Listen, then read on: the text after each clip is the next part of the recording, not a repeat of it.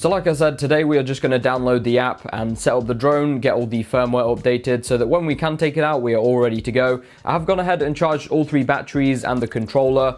One fact about the charging bank is that it does not charge all 3 batteries at once like I thought it would. It actually charges them in sequence of whichever one has the most charge, I guess, so you can go flying as soon as possible. The batteries are fairly hard to remove as well, like you really have to grab them and pull them. They seem to get a bit stuck sometimes. I thought I was doing it wrong when I was trying to take it out of the drone so that I could charge it. But anyway, we just pop the battery in like this. It will snap in and then we close the lid. All right, so next we're going to download the app. So we're going to go ahead and search for DJI Fly. And here we can see the app comes up. Let's get that installed. So while the app installs, we're just going to take our controller right here and open up this mechanism or the cradle, and we'll unplug the cable.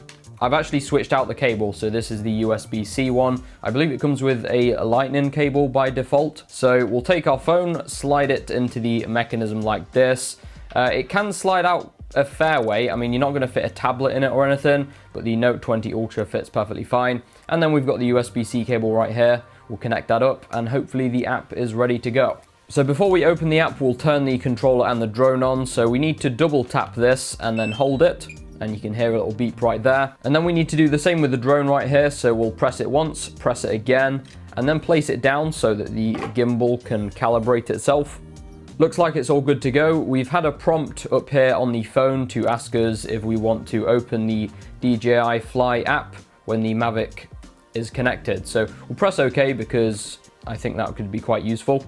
And once this is done, we'll head into the settings and update the battery firmware too.